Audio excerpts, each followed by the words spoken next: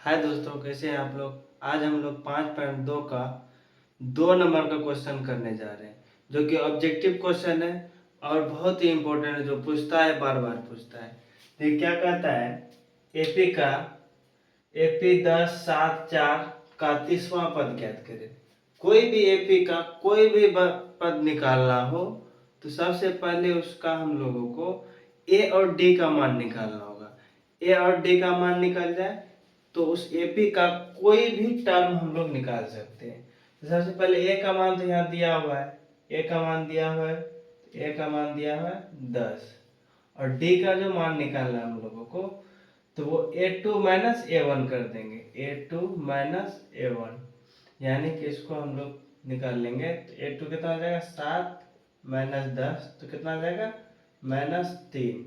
ये हम लोगों का d का मान निकल गया। d का जब मान निकल गया तो हम लोग क्या करेंगे, a30 यानी कि 30वां पद है तो लिखेंगे क्या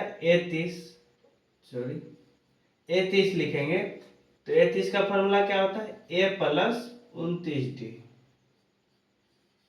यानी कि a का मान कितना निकला है 10 प्लस 29 गुना d का मान -3। इसको जब कैलकुलेट करेंगे 10 प्लस माइनस माइनस हो जाएगा, 3 से गुना करो, 3 9 27 का 7, 3 2 6 2 8, यानी कि ये हम लोगों का आंसर जो आ रहा है -77 आ रहा है, जो कि ऑप्शन नंबर सी में हम लोगों का दिख रहा है। ऑप्शन नंबर सी हो जाएगा। उसी तरह हम लोग दूसरा नंबर का क्वेश्चन 2 का 2 है तो दूसरा हम लोग करेंगे। 2 नंबर क्वेश्चन में माइनस जो एपी का टर्म दिया हुआ -3 और -1/2 और 2 का 11वां पद हम लोग को ज्ञात करने बोला था। ए का मान तो यहाँ पता ही हम लोगों को -3 है और डी का मान हम लोगों को निकालना है। तो फार्मूला क्या होता है, a2 minus a1, a2 minus a1। a2 का मान कितना है -1/2 माइनस इंटू -3।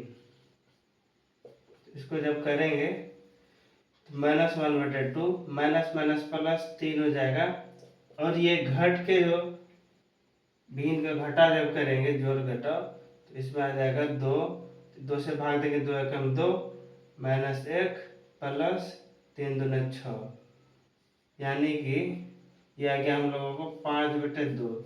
ये डी का मान हम लोगों का निकल गया। 5/2 हम लोगों को क्या मान निकल गया, डी का। तो जब डी का मान निकल गया तो 11वां पद हम लोगों को निकालना है, तो a11 लगा देंगे।